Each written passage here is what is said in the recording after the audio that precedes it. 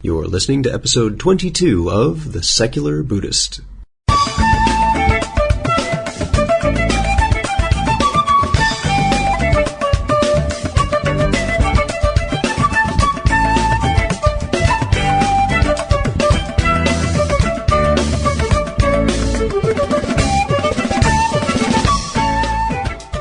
Welcome to The Secular Buddhist. I'm Ted Meissner. The Secular Buddhist is the podcast and website for modern, secular application of early Buddhist thought. The podcast has interviews and roundtable discussions pertaining to engaged Buddhist training and practice, and the companion website has show notes for each episode, along with resource materials on Buddhism, critical thinking, science, secularism, and skeptical thought. Though the podcast focuses on core practice from a secular viewpoint, more traditional teachings are welcome and openly discussed. Today we're having a panel discussion on coming out to one's family and friends as an atheist. We'll talk with panelists P.Z. Myers, Bug Girl, Jennifer Wallette, Lyra Links, Maria Walters, Jen Manna, Ted Meissner, Debbie Goddard, Carrie Iwan, and Dave Walbridge.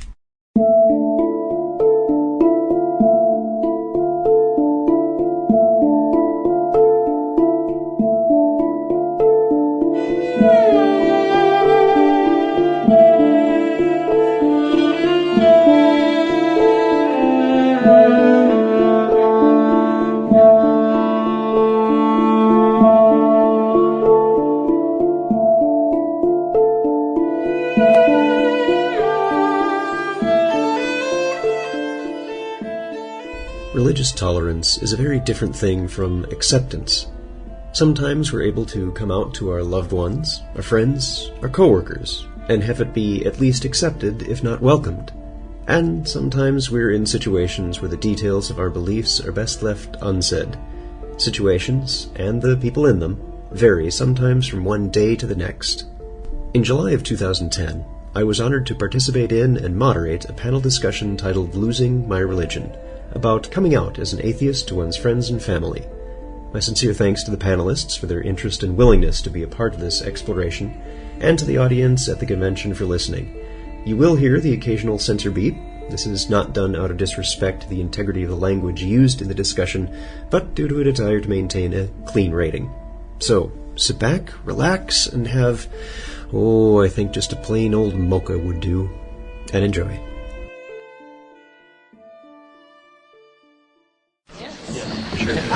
Good morning, everybody. How you doing? Good. Yay. Welcome to Losing My Religion. We'll be talking about losing your religion without losing your family and friends, or at least as few as you can possibly lose. So what I'd like to do is we'll start at the end and do introductions, and I won't make you say anything entertaining about yourself this time. Don't say anything entertaining. Not this time. Do you see all the signs? Specifically, do not say something entertaining. There we go. No pressure. Wow, he did that well. I'm P.Z. Myers, a biologist from the University of Minnesota. That was fun. Yay! I'm Maria Walters. I write for Skepchick, and some people know me by Masala Skeptic. I'm Lyra Links. I write for Teen Skepchick. I'm Jen Manna. I'm an atheist. Hi, Jen. I'm Ted Meissner. I'm also an atheist, and I have a podcast, The Secular Buddhist. I'm Debbie Goddard. I'm a campus outreach coordinator at the Center for Inquiry. I'm Jennifer Wallette. I'm a science writer primarily. I'm Carrie Iwan. I also write for Skepchick. And I'm Bug Girl, and I write for Skepchick and also write down a little fun. Yeah, but I'm an entomologist and a faculty member. And Dave Walbridge, I was teaching the panel on punctuality, sorry. Those jokes aren't getting better, are they, Dave? no, the clown is having a hard time with the humor this weekend. Maybe you need the nose, and then it would be better. So I think maybe what we should do is go around the panel, and Jennifer, we'll start with you because this is your idea, so you're stuck with it. Starting as to why we're here on this panel and any experiences that might have brought us to sitting up here with microphones and everything.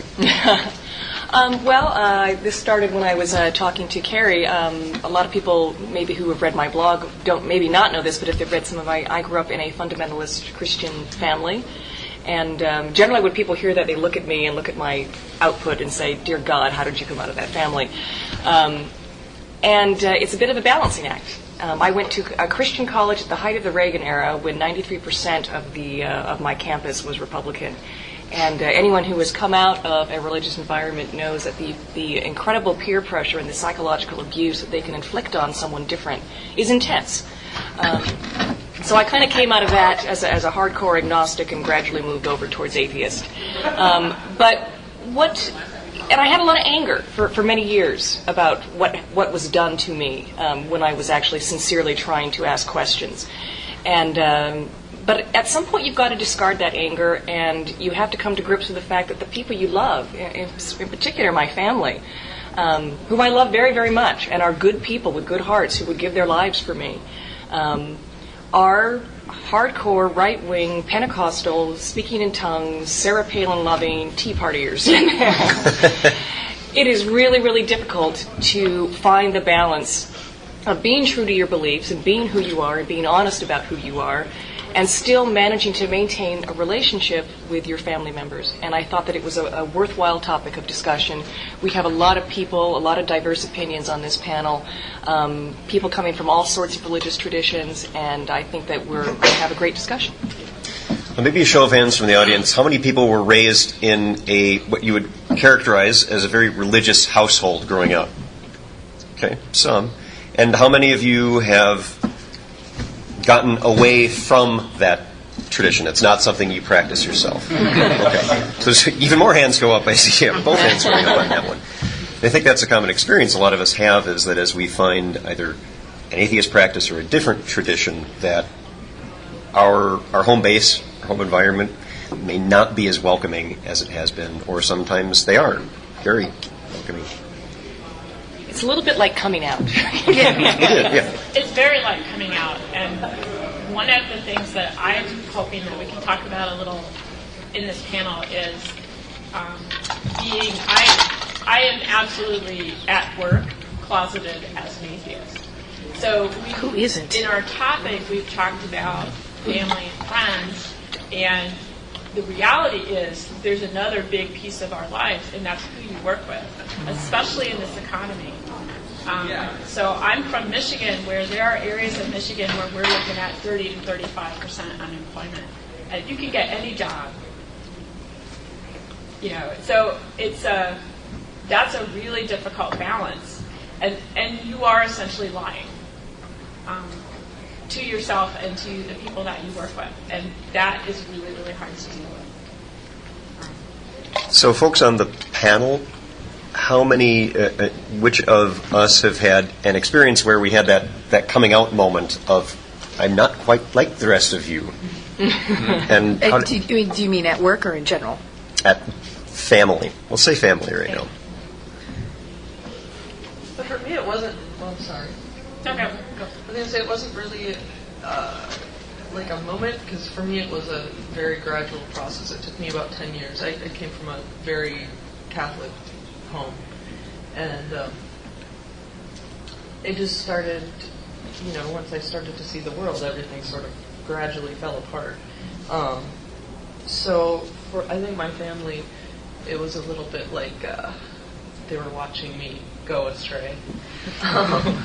Gradually over the years, and I haven't explicitly sat them down and said, "Hey, I'm an atheist," but they know.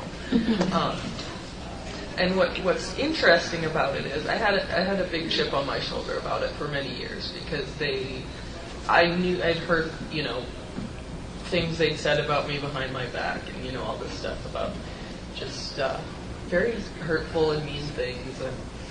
But once I got to a place where I really knew what I believed and was comfortable with it, suddenly, I don't know if it was just a shift in my own perception, but once I got to that place, I felt like they were at least respecting where I was at.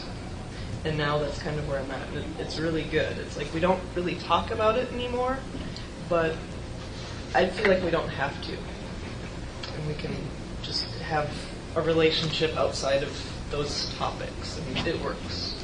I will admit that I'm probably the person on the panel that isn't really out to my family. I think I'm somewhat in the same situation as you, is they're pretty darn sure I'm not very religious. I am lucky in that, no, really, I don't need a mic, trust me. I am lucky in that my father is incredibly supportive of me as a person. A perfect example is last Sunday, he and I had a screaming on the phone argument about politics where we were screaming at each other.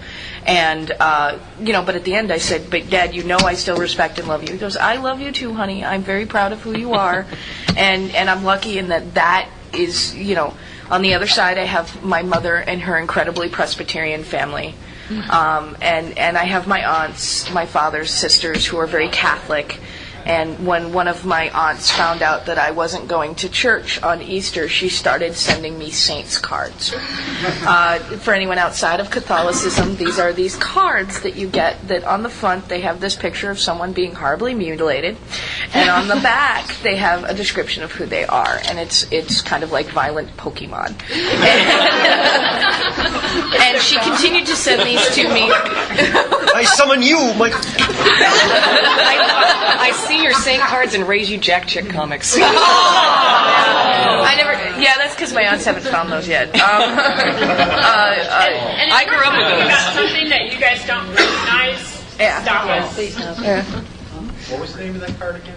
The one that you just said Jack Chick? No, the card you were saying, mutilation Pokemon. They're saints cards. They're cards that you can get. Just about every Catholic church has a little tiny store with a woman who is 400 years old sitting at a register, and they have these cards that have all of the saints, and each of the saints have a different. And she was sending me any saint that she could think that would change my mind. It's like baseball cards, but not for the saints. The other saints. But in general, she eventually stopped. I mean, she did send me a holographic Jesus that caused no unending amusement. He does. He goes like this. And if you move back and forth, it really does look like he's going.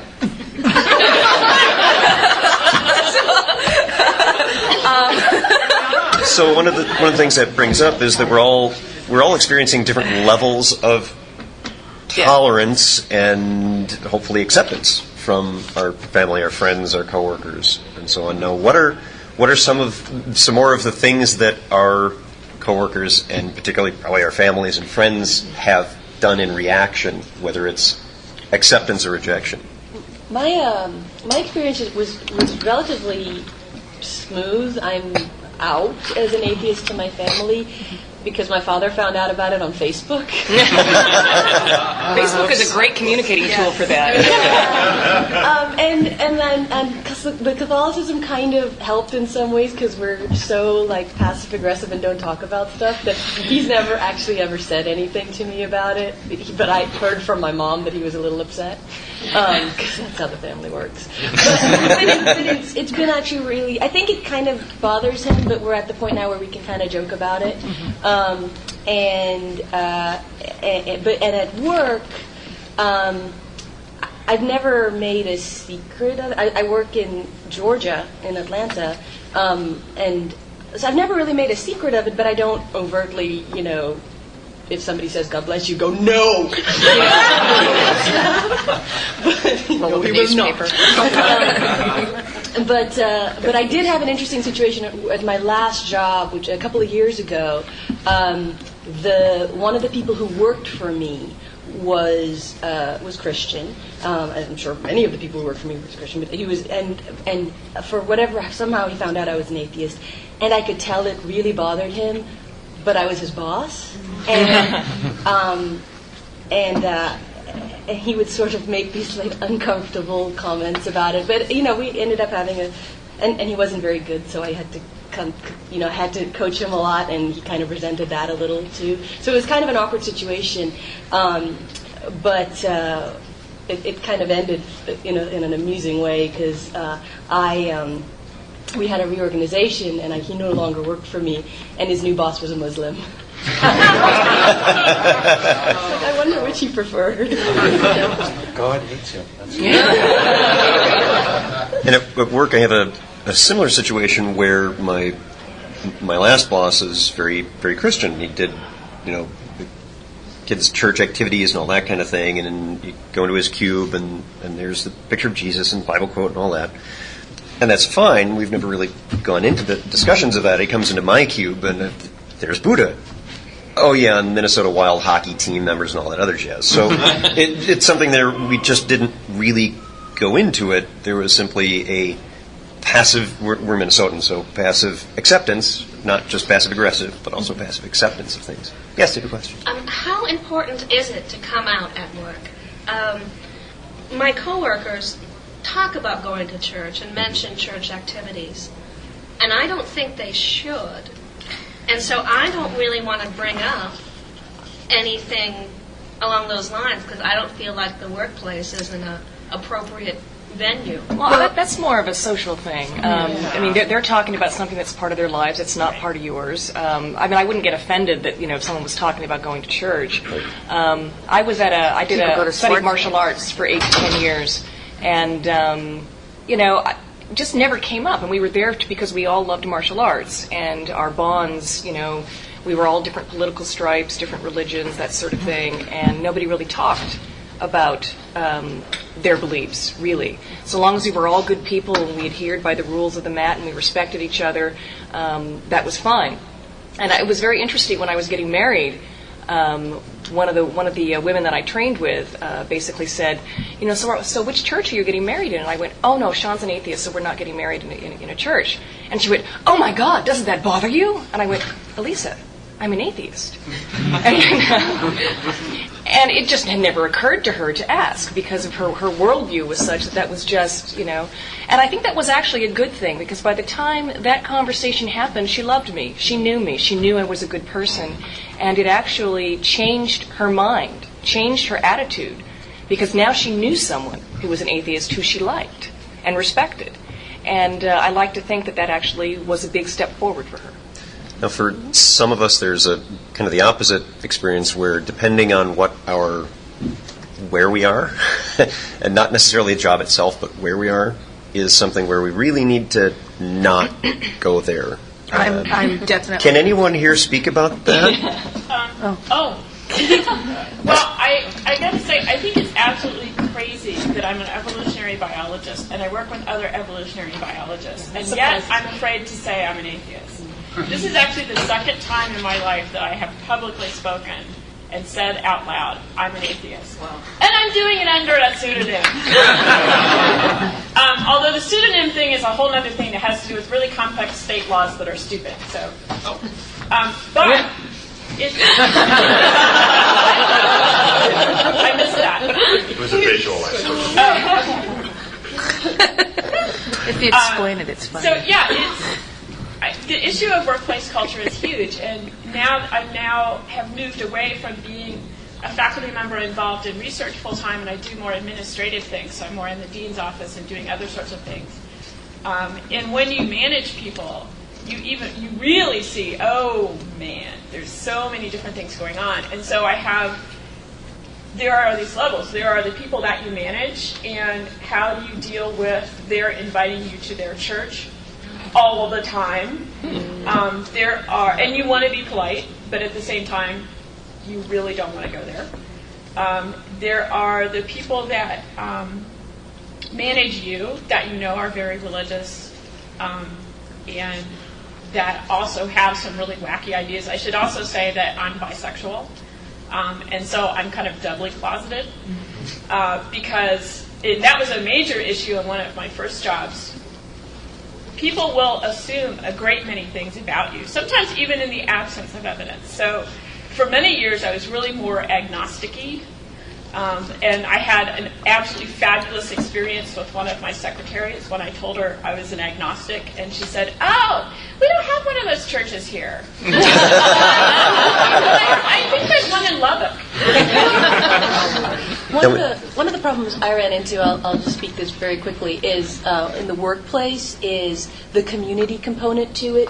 A lot of the people I worked for and the kind of higher-ups in the company all went to the same, and the people at my level as well, all went to the same church and networked at church. And so I felt like I was missing out on, potential job networking because of it. It was kind of a big problem for me. Yeah, this is actually very interesting to me because I was self-employed as a freelancer for so long, and even now when I work for the National Academy, I'm pretty much it's a two-person office. And No discrimination against yourself, then. absolutely no discrimination. But I remember what it was like in college being alone in a sea of believers, and how isolating and lonely it was, and just how cruel they were and intolerant of any opposing viewpoint. So, I guess my question to you guys that have struggled in the workplace is, what would happen if you came out to them? What would they do to you? I will say I just got off of 2 years of unemployment with a lot of job hunting, and it was absolutely kind of terrifying, the idea of someone looking on my Facebook and seeing some random... the joke is one of my friends mistakenly outed me at the Renaissance Festival. While that doesn't seem like a big thing to you, the Renaissance Festival is full of a lot of people with a lot of belief systems. And you would think in a place that is that diverse, atheism is the extreme minority there. And a lot of people take it very personally. But people make random comments on my Facebook about my atheism, or, well, it doesn't matter, you're an atheist. And part of me is like, okay, ow. Still a human being. Yeah, and I was terrified that someone would go on my Facebook and see that I was a fan of Minnesota atheists, or that one of my friends had made a comment about atheism, or something like that, or I'd somehow fanned the wrong page, and I would lose a job. And I would continue to be unemployed and worry about how I was going to feed myself. I'm in a job right now where I know one of my coworkers is a pastor. Another one constantly talks about her religion, and whenever I talk about anything, even slightly out of the mainstream, she goes, "Well, that's weird." And I'm a contractor for 6 months. That is 6 months of money in my hand, and I am just going to keep my mouth shut and not say a word about my beliefs. Yeah. I wonder how much of this is, I do think that atheists do face, situations like this all the time, but I do wonder how much of it is ourselves self-censoring when we don't necessarily need to. And to explore that a bit, I'm wondering if we can hear from the people who seem to have not been raised in a religious household, who might not have the same feelings about coming out. I can speak to that. I find myself, for the first time in my life, as the moderate on the panel. I was not raised with the burden of being taught whether or not there is a God, which is very confusing. But my parents never mentioned it. I was raised as Unitarian, which is so far left that they attract pagans. But the thing is that I'm also a self-employed, so that's not an issue. And what I found is I do a lot of self-editing in social situations, because all of a sudden it stops the conversation, and they either they treat you as being weird or needing to be converted. Neither of which is pleasant. Neither of which is fun, because I like all sorts of interesting, diverse people, including fundamentalists, which fascinate me. I was going to make the joke earlier that they have a gift store in the Catholic Church, but they do have a gift store in the Catholic Church, which is very odd to me. My advice to all of us is that you can't really choose your work or your family, but you can change your friends. And if your friends are intolerant, switch friends. Jack? I'll just do my little quick advertisement, because we've got an incredible community of non-believers Turn all the way around in so Minnesota. We know who you are. It's on the back. Yeah. The website's in the back. There are like 700 people in our meetup, and we make it so much worse when we don't seek other people out who are like-minded and get together with them, not to bash religion necessarily, but to just go out and have fun. So I recommend everybody check into that. We have Minnesota Humanists, Scott Lohman, you can talk to him. We have Twin Cities Skeptics, we have Twin Cities Atheists, and we just make it a lot worse when we don't seek out people, because then you realize, I've had people in Minneapolis come up to me and say, I thought I was the only atheist. Come on, we got 10%. There are more non-believers than there are Jews, Jehovah's Witnesses, Scientologists add 3 other religions combined. So we're not all that rare. We just don't know that we exist. And with the religious survey, we're seeing that the nuns are the largest and fastest growing religious designation group. And getting back to nuns. not nuns, not in the Sister Betrill sense. I was going to add on. I heard nuns too. On the question about having not being raised with that, I was also not raised with any particular religious background. And when it comes to situations where you don't get to choose when on your own time, when it's a work type situation, when I say I go with the Buddhist side of it, they're like, oh, that's kind of cool, and they only think I'm weird. When I mention the atheist, conversation stops, and they walk away. So it's sometimes moderating what you say, to not be disingenuous about it, but that doesn't mean you are obliged to give full disclosure on that personal view and They're decision. not in my bedroom. They don't have any right to know about my sexuality. And I feel kind of the same way about religion, where if I don't have to mesh my life with theirs, then I certainly don't need to tell them all about it. So if I can offer a slightly different view, first of all, I'm an out atheist, if you didn't know. And I was brought up in one of those Minnesota Lutheran of Scandinavian descent sort of families, and many of you know what this is like. Absolutely placid and bland, and there was absolutely no problem with me being an atheist, and there never is. It's no issue at all, and so my transition to being an atheist was painless. And then furthermore, I'm in a job where I'm secure. I don't have to worry about getting fired because I say something controversial. I make the administrators cry, but they and so what that means is that I am in this wonderfully enviable position where I don't have to worry about this at all. Now, at the same time, some of you who know my blog may think I'm probably the angriest atheist up here. I am the real radical. That guy over there, he's nobody. Having to worry about it turns you into PZ?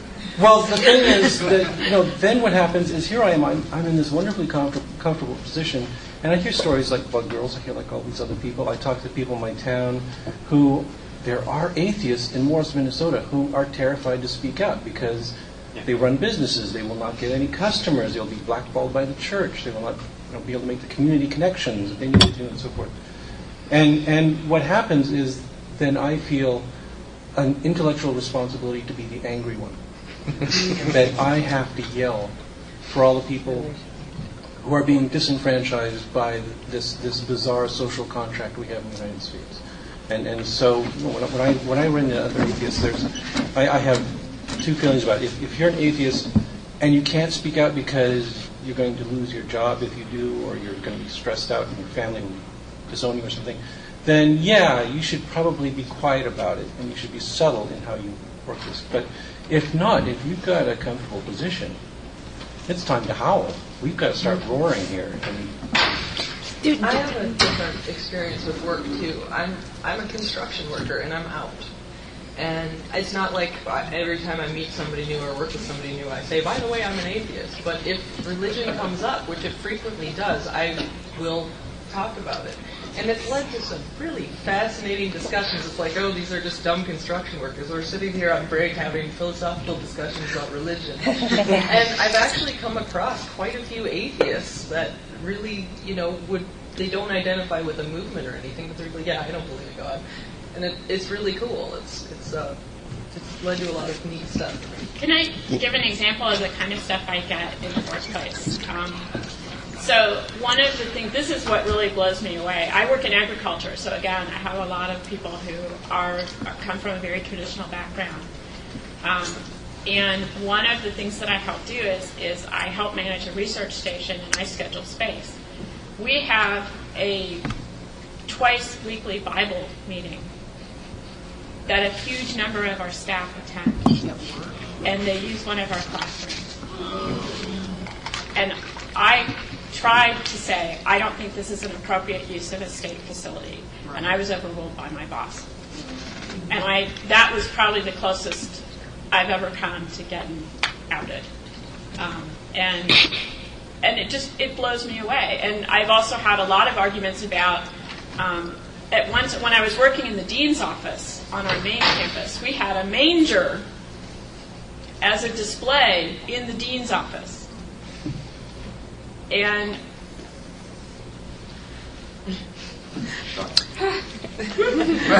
and eventually what I did was we reached a middle ground where we also had some stuff about Eid and a menorah and a few other things, but yeah, it was like, and they kept trying to convince me that Santa is secular, which is, so it's things like that where, and one of the analogies that I really have noticed when I'm having a conversation with folks that are very religious is it's very similar to when I'm having a conversation in a room with people who are all white.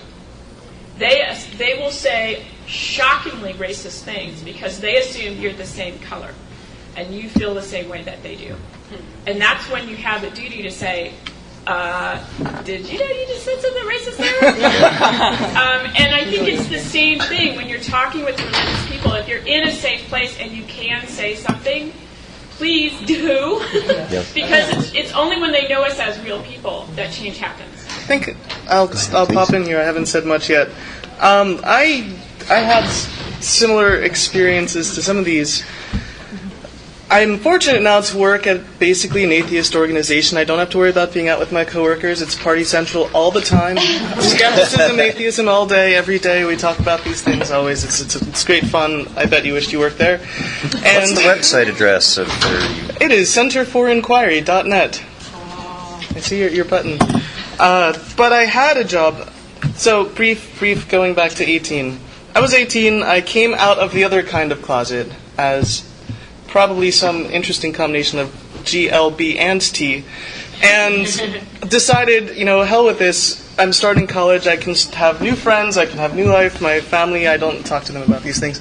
So I thought I was turning into a new bold person until 2 years later, I was 20. I got a job working as a secretary in a cooperative extension office with about 11 farmer Republican Tea Party type, very rural, never took public transportation in their life kinds. And I was a city kid from Philadelphia, and I was just like, what's this? I found out they hired me because of affirmative action. Penn State had, yeah, right. You checked all the boxes at once. Check. Awesome. No, we're diverse. I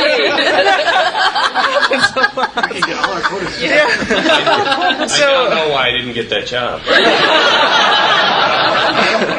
And I realized how closeted I became in a lot of different ways because I was so the weird person there. The one from the city, the one who had no idea that there was such a thing as mowing a pasture. I was like, why do you mow them? I mean, don't you guys put your horses on them or something? I have no idea. So, people worked for the Republican Party in the county, which was weird because I was a big liberal progressive type. They made comments assuming that everyone was straight, so a very heteronormative environment. They thought I was white enough that they could make racist comments, and I wouldn't speak up at first. For about the 2.5 years I worked there, for a year, I was just like, everyone's going to hate me and think I'm even stranger if I say anything, and it killed me. It was just, sometimes I would leave and just drive into the city and, go partying at gay clubs all night with my queer friends and just be like, I need out! And then I'd go back to work the next day. So I understand that kind of stultifying environment that's just, it sort of eats at your soul that doesn't exist. Because it's so weird. And being in lots of different categories, you want to not create waves. You're spending so much time with these people that you want to fit in somehow. It's most of your waking hours. Yeah, actually. I have a bit of a different perspective than everybody here because I'm in high school, so I guess I represent all the young, new atheists and all. Yay! New blood. Sorry. It's quiet little voice. I was raised in my parents didn't force religion. Speak up. Speak up. They're right there, so they can hear what I'm saying. They didn't force religion on me. My mom took me to church for a couple years, but I mean, she's cool with the fact that I'm an atheist, or at least I think she is. Yeah, it's fine with me. Thanks, Mom. We love you, Mom. I have had some experiences coming out with my friends. I mean, most of them, they're awesome, and that's why they like me. But one of my friends, she is an ex-atheist. She became like a Christian last summer at this camp or something, and should it involve waterboarding? Sorry, Glenn. No. And she tells me that when she was an atheist, she was so angry, and that now that she's a Christian, she's gotten away from that anger, and she like assumes that I am sort of like but that she assumes that I'm angry and that she's like further progressing down a line, and eventually I'm going to above you in a way. Yeah, that I'm going to become a Christian. I'm going to become a Christian too and stuff, and it's really weird. It's especially weird because she knows me. I can understand people who don't know me who think I'm angry, but just that somebody would know me and think that I'm angry because you don't know me, but I am a really joyful person. Like I'll skip down the hallway periodically, stuff like that. It was interesting because I had a discussion with my mother. One of our most telling discussions with my mother was about something like that. Because there is this notion that the atheist viewpoint is angry and bleak and this sort of thing. And I remember my mother saying, I just don't understand. She goes, because when I accepted Christ as my personal Savior, I felt like this huge burden had been lifted off my shoulders. She goes, and it's just painful to me that you don't know what that's like, that you don't have that same feeling of release. And I went, but I do. And she says, what do you mean? I says, well, when I finally gave myself permission not to believe, I said, you have no idea how hard I tried growing up to be like you. How I did everything right, went to all the Bible studies, did all the mission work, did all the volunteer work, ran youth groups. I tried so hard, and the pressure of trying to believe when I didn't was killing me. And when I finally gave myself permission, that's exactly how I felt. And it was interesting because we found this common ground. And I wouldn't say write off your friend just yet. She's new, she's a new convert, and they tend to be the most overzealous. They tend to be the most evangelical, the most judgmental, because it's new and they're very insecure in their belief. But I would say just continue quietly being her friend and being who you are and being joyful, and then see what happens. And if it gets to the point where you have to end the friendship, by all means, you shouldn't have any bones about doing that. But you can actually help her by not writing her off. And the other thing that I would say is that's true of atheists as well. New atheists are always trying to. And I've heard the exact same argument from atheists who say, yeah, you're a believer, you're just not where I am yet. You're going down a path. I'm sure I've said it. You haven't gotten to that conclusion. It's the logical conclusion. I think it's true about, belief in general, For some people, religion works, and for others, it doesn't.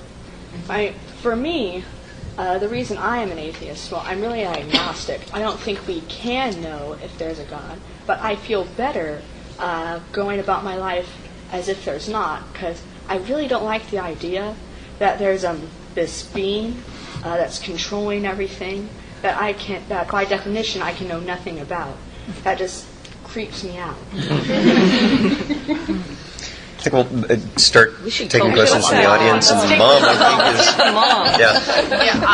I'm a Christian, and I was raised as a Christian, and I'm really glad I came today because the church where I attend, there are people who are out atheists, and they come to the church because we do various service things, and they really enjoy doing that. And no one has tried to make them Christian or anything like that. So I come from a different background, and so I wasn't aware there were all of these issues. I worked for a state institution for like 40 years, and I never had anybody pin me to the wall about what my religion was, and I never felt the need to like jump on anybody else. And I might have said I'm going to a church picnic, but that would be the extent of it. So, and we didn't have any Santas on the lawn or Bible studies in the break room or anything. So this has opened up a whole can of worms for me that that I wasn't aware of. But a can of nice, warm, fuzzy worms. Fuzzy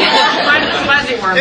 I personally, I thank you for coming here and for talking to us. Thank you. So, I'm not afraid of atheism, and I'm not afraid of saying I'm a Christian. So, Yeah. I mean, I think that's one of the things Let's all that we run into, and I do a lot of interfaith dialogues, and I'm very openly secular Buddhist in that. And some of the people connect with, oh, that means you're an atheist.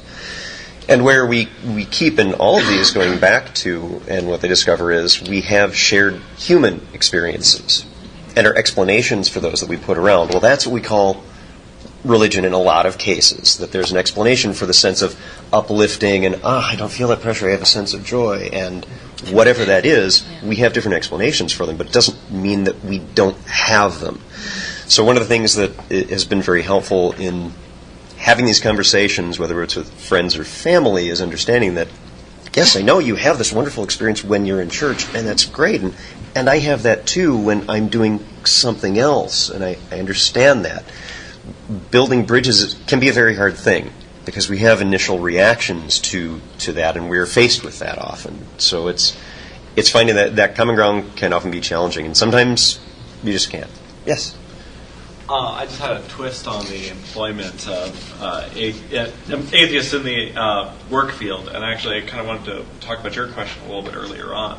I have sort of an interesting twist on the whole employment situation, because I was very fortunate to be able to come out as a very open atheist as a teenager, and just in a normal environment. And I went to a Lutheran school as an open atheist and had no trouble at all, and spent most of my adult life as an out atheist. One of the problems I faced is I moved into a small town Iowa town and got employed as a librarian, and I've had to sort of hide my atheism simply because of the fact that, not because I'm concerned about people reacting to me personally, but because of the problems that it may bring on the library as an organization. Certainly there are a number of homeschooling families and very evangelical groups in the town, and if they were to find out that there's an atheist librarian pushing their views on the community as a whole, that could create a lot of... Oh my God, education and learning. So when they don't see you at church... Well, I don't live in the town. Actually, I'm fortunate in that... So they just assume you go somewhere else? Pretty much. Tell them you're going to the agnostic church in Lubbock. Exactly. Well, I live in the city of Des Moines, Iowa, and I work in a small town that's a suburb of. I see. And so yes, I'm able to sort of have my cake and eat it too in a way. I live my life in Des Moines, but on Facebook and everything, I had to sort of pull back because of the fact that there were people who would go on the internet and look, and it's entirely possible that could cause me, and not so much me. I'm not really concerned about problems with me, but if it causes problems for the library, that's a real problem. Yeah, but this is a bigger problem, because we're also willing to sacrifice our integrity on this altar of let's get along, and that lets the problem fester, and it gets worse and worse year after year after year. And I'm not chastising you. I mean, there are valid reasons to keep quiet about things in places, but at the same time, we've got to point out that it's right. It totally is. I 100% agree. And that's a hard niche to take for many people, but it just bothers me to so often see this business of, well, we got to get along with them, we got to be nice to them. That doesn't mean that you have to be quiet. Doesn't mean you can't disagree with them. It doesn't mean that you can't come out and say, yeah, this Jesus stuff, nonsense. But I think the other point to that is you're absolutely right, but you also don't have to scream it from the rooftops, and you can do it. So that in my experience, nobody converted to atheism because somebody yelled at them, right? But it may have. In my experience, the best thing to do is to be honest about who you are as far as you can.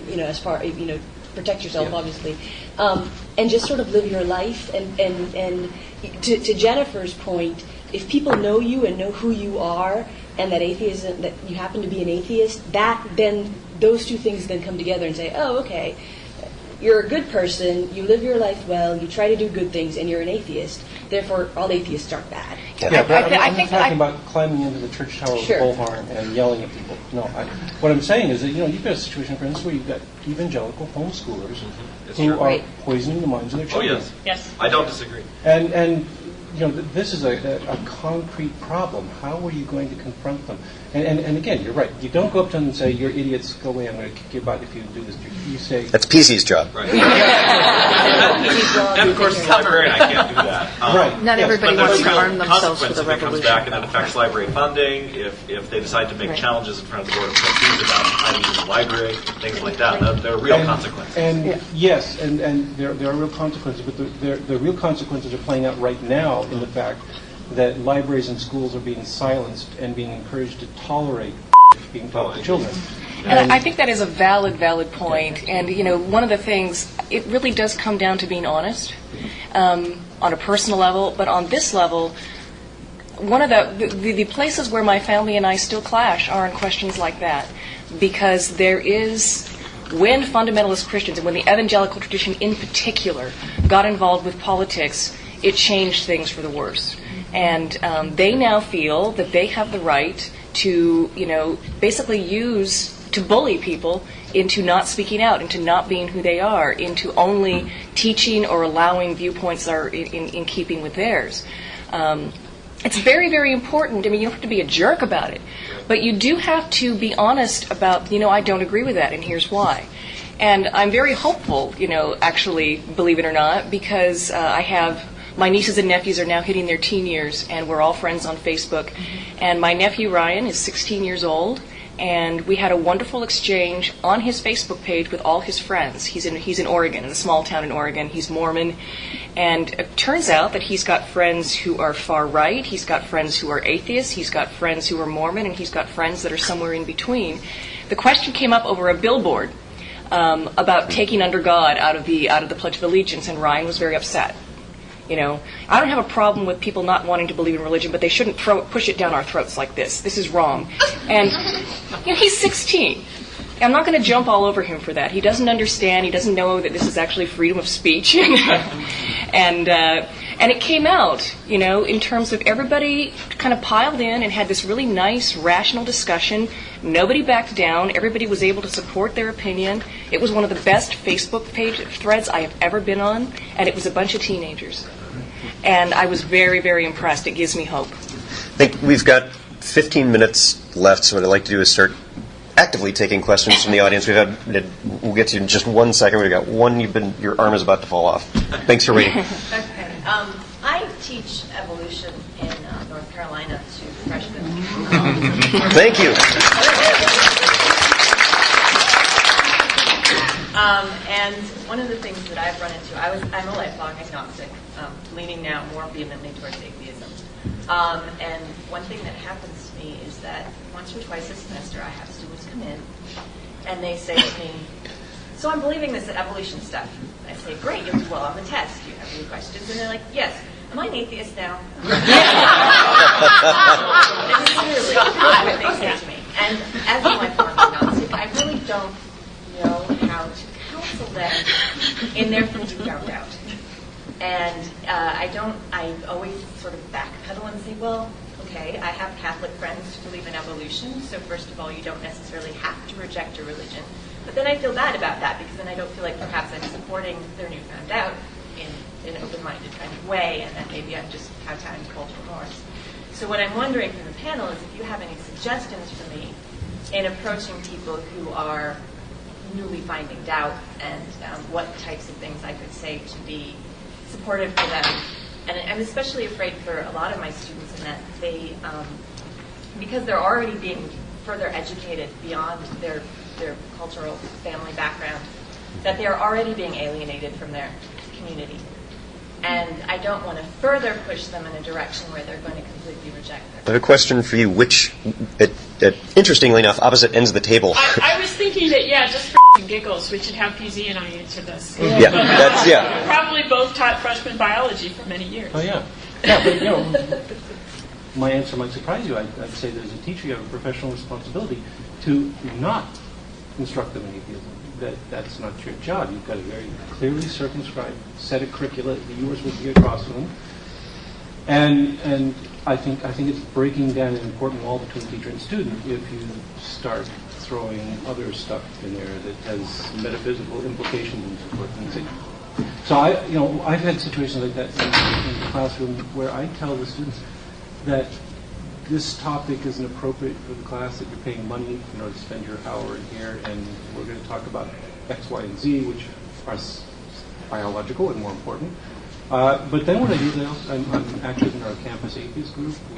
I'm the advisor, and I tell them, if you want to talk about it, come to this meeting. We talk about this stuff all the time. So you just make it clear that there is a space that's appropriate for discussing it. It's not in the classroom. That's all I do. Oh, girl, anything to add? Not a whole lot, actually. The issue of the space between being a teacher and being a confidant is always a very difficult space, especially for young students that are really struggling to figure out who the hell am I anyway. And so you want to carefully tread that line. And I would echo what PZ said, that to stick to the biology piece of it and then say, and here's the resources, and I'm really thrilled that you're embracing the values of science, which are questioning and looking for evidence, and be supportive, but then, So does your school have anything like an atheist group? Oh, yeah, you're in Carolinas. There's that one guy. There's that one guy. Is it NC State? No, it's University of Chapel Hill. There's probably some people. There's almost certainly a local, if not a campus group, a local group that you could probably get. Yeah, because being specific and being able to say, okay, you can go to this group here, or you can start a group, or whatever. That gives them a hand and gives them something to do without you having to be a spiritual teacher or anti-spiritual teacher, whatever. I just want to say that sometimes, people can surprise you, even Christians. I mean, it's wonderful that this lady came here today. But when I was in college and I ran into, yes, we are in college and we desperately need people to support us. And it's possible to do that as a professor without proselytizing, without breaking down that boundary. What had happened to me was I was the editor of my student newspaper, and I allowed other views outside the orthodoxy to appear in print. Not ones that I necessarily espoused or wrote about, but I felt that they should be heard, that these other voices should be heard. And they nearly fired me. I got pulled before the administration. I had it was very terrifying. I was a very shy 19-year-old girl. And the people who spoke out in support of me were the religion professors. And it meant so much to me that they basically just said, this is wrong, what you're doing. She's doing what she should be doing, which is asking questions. And if your faith can't handle asking questions, then you can't call yourself a Christian. And so I think that what PZ and Bug Girl have said is the right approach. It should not impinge on the classroom, but there are ways, without blurring that boundary that's so important, to show that you support their right to ask questions, and because that's part of their journey. If you try and steer them too much, you might, they got to find their own way, or it's not going to be real. Right. Yeah. Jennifer's point about people surprising you is exactly what I wanted to bring it back around to, because we've heard from the people who are in the closet, and what I hear are many assumptions being made, surely many of which are completely valid. But just think about all of the times, all of the stories we've heard today from people who did engage with coworkers, with friends, with people on the other side, and found a rousing conversation and interesting discussion. Give people the benefit of the doubt every now and again, because they will surprise you. I think there's a big difference between being out socially and being out in terms of a workplace. A workplace is a completely different environment, and it's my livelihood. It's the difference between me eating canned ravioli for the next 3 months. Yeah, I do want to say that everybody has to decide what they're going to fight for. I've never had a comfortable job that, I never had tenure or anything. Yeah. I've had jobs where I've worked for, my last job, I was in an office, my manager visited a homeopath, and I was, I was blatant about it. I was like, that's crap, come on. You're not doing that, are you? Because, honestly, if she fired me, then, I fight it. or I find another job. Because that's the sort of thing that I choose to fight for. You don't choose to fight for that. That's your decision. And Well, I one can't thing, though, force is you to do it. I agree with you that 90% of Christians are going to be nice, tolerant people, and they're going to be curious and interested, and it will go just fine. But the problem is when one of the 10% is your boss. And that's why I'm saying that everybody does have to choose whether or not they're going to take that chance. Yeah. Mom, yes? As the talking person, I just wanted to say that You lost there's your badge. that there are many different types of Christians, and I think PZ was alluding to that I believe in evolution. I like talking to people. I don't want to pressure anybody into doing anything. I don't want to punish anybody for anything. I just want everyone to be happy and joyous. I think that's what most of us find in our experiences. It's just that 10% that PZ is referring to, those are the really vocal ones. and I have worked for a number of years, and I'm a Christian, and there are certain, we always have trouble with bosses. I mean, there's always, it's not just over Christianity that you have conflict. There's lots of reasons for that. Surely you believe that me and Becky would be happier if we were Christians. You have to believe that as a Christian, just like I believe that you would be happier as an atheist. But I don't believe that you would be happier as an atheist. I know I'm happier as a Christian, and I see life as a long journey, and you're on it, and I don't judge people. I mean, that's. We're drawing close on time, so I want to make sure folks who have had their hands up for a long time get a chance to have their questions answered. So yes. I just wanted to talk about coming out in the workplace. I'm a speech pathologist, so I work with special needs kids, and I have to say I don't ever see myself ever coming out at work. With the exception of my grandparents, my whole family knows, all my friends know, but I don't want that barrier between the families I work with and myself. I actually was working in the Philadelphia Public Schools for the past year, so, I mean, you throw a rock in a room and you get kids with 15 different religions, and still, other than the two kids who I knew were raised in very secular homes, I don't want any of the families to know because I want them to respect my opinions and what I can do, and I really don't want that to be part of it. But this is another weird problem because we have this boundary we think we're crossing. If you were a Catholic working with Protestants, would you feel like you had to hide your Catholicism? No, because, I mean, it's very But we sit here and we say that people who are religious shouldn't be forcing their religion on us. And to be honest, the people that I work with that are religious don't force their. They maybe mention what they did that weekend, and it involves going to church. I want to. And I find it interesting sometimes, and it's something a little infuriating for me because I am, I guess, somewhat of a passive atheist. I consider it a very personal decision that I made for myself, and that everyone else has that right. I find it weird when atheists are like, well, it's not fair that they shove their religion down our throats, so we should be really vocal about how we don't have religion and how they're shoving it down our throats. And it's, well, or you could just... I don't understand, especially in the workplace, because to me, the workplace is the workplace. Well, when you're sitting with your friends, that's different, but I the think workplace really is the what workplace. we're talking about is Christian privilege, because everyone assumes that everyone is Christian in the general mainstream population. And for some of us, at least for me personally, I think it's really important for me to out myself in those situations because it calls that Christian privilege into question, and maybe they won't make that assumption in the future. You know what I mean? Well, I think the other really interesting thing is that non-Christians can be our allies. So I have very close ties to Jewish student groups. In part because our university insists on scheduling major events every year at Rosh Hashanah. And I know, and they just don't care.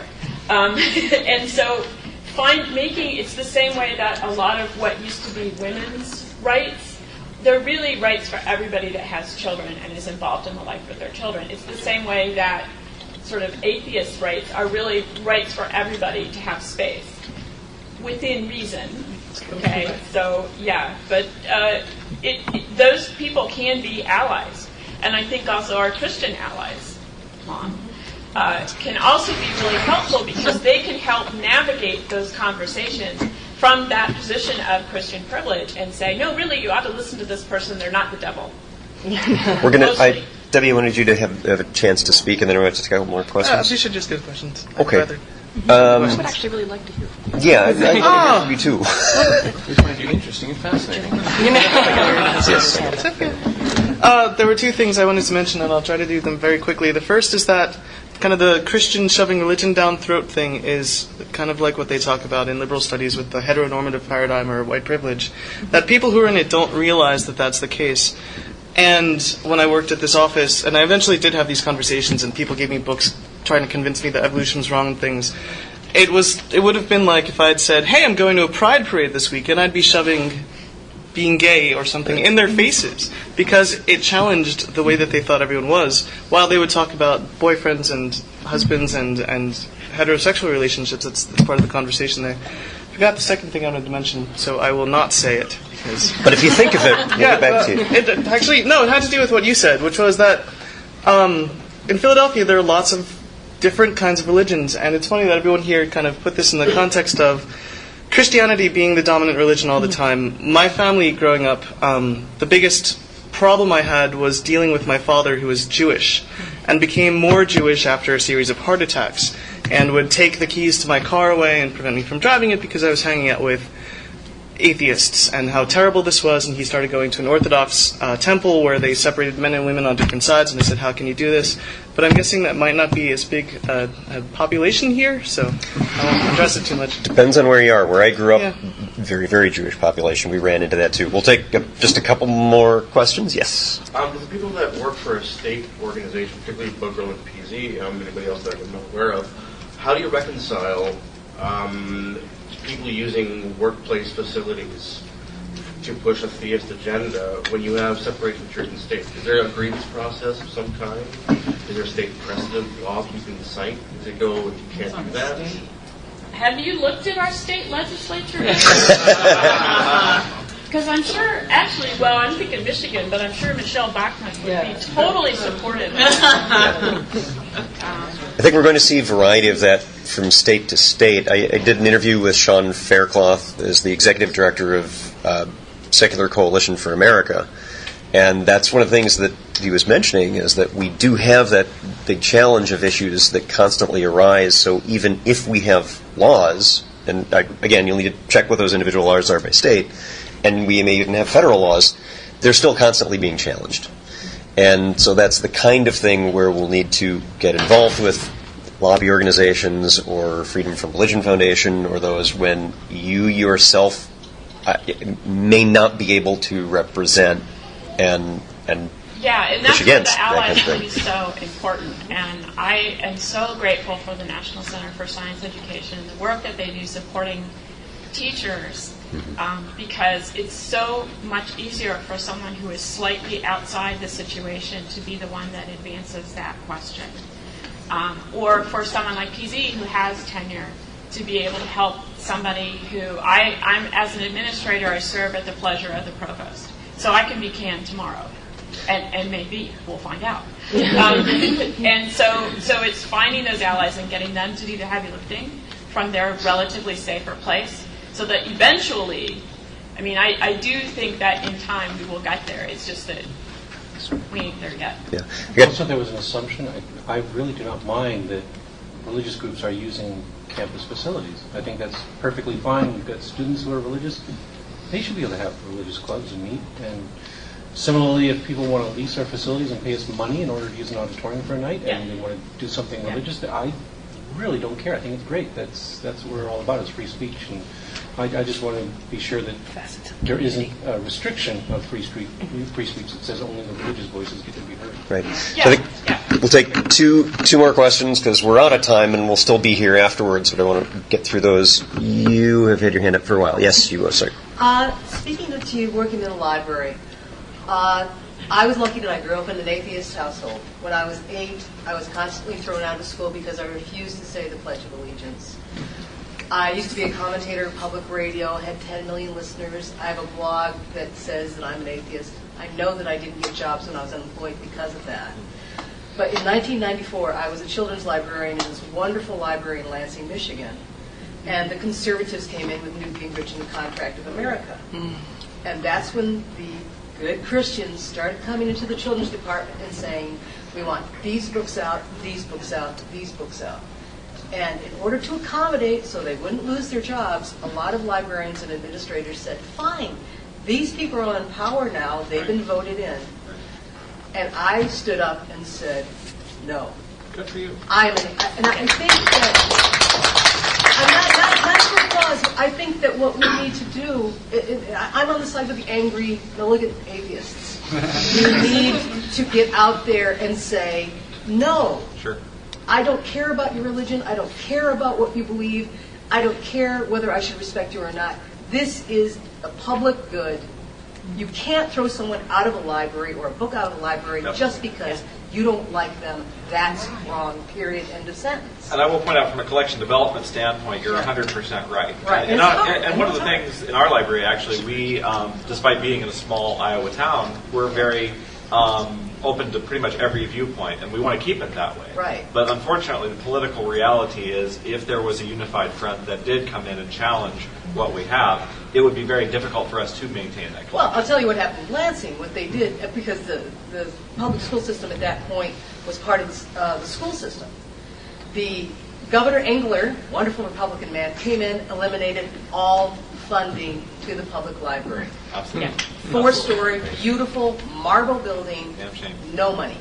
The only way it survived was by joining the county system. Right. Which meant that the collection was gutted, and indeed many of those books. So no, it wasn't a happy ending. That's why I'm here in Minnesota. I came here to become a children's librarian, and no jobs. So I work retail. Yeah. But I still feel that fight needs to be fought. We're definitely agree.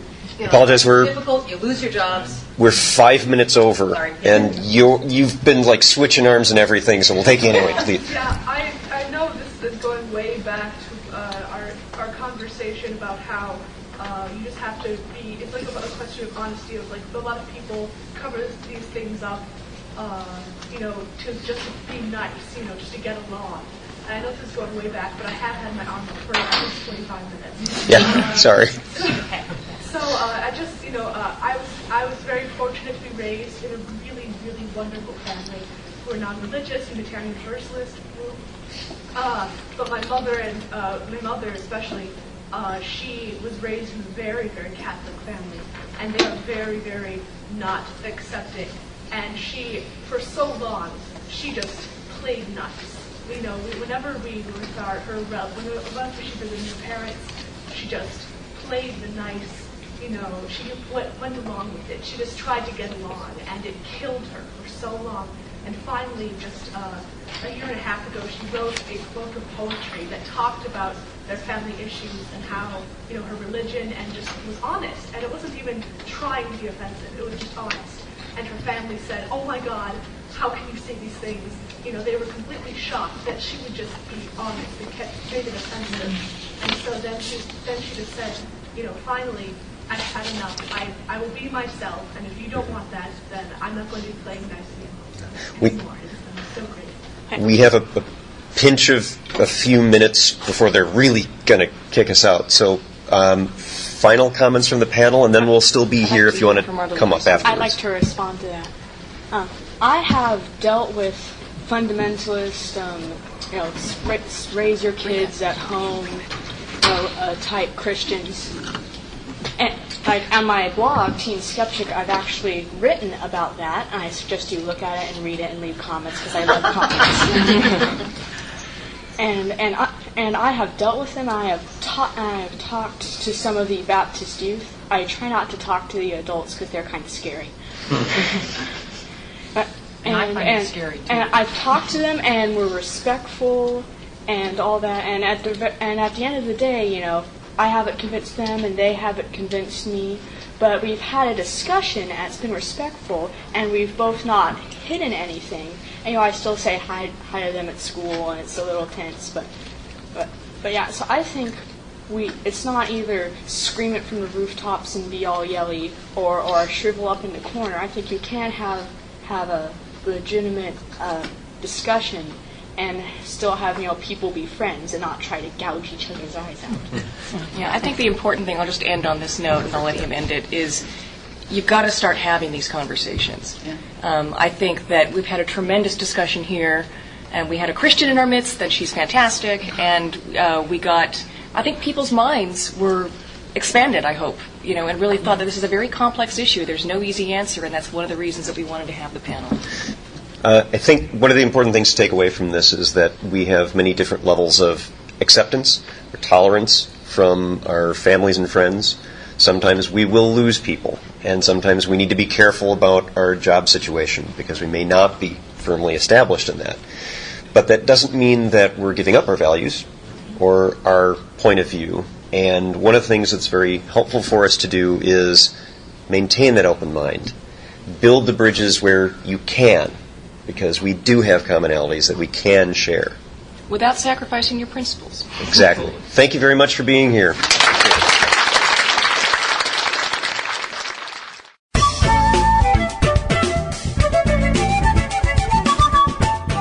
Thanks for listening. If you'd like to learn more about something you've heard in today's podcast, please come visit the companion website at www.thesecularbuddhist.com, and you'll find an entire web page devoted to this and every episode.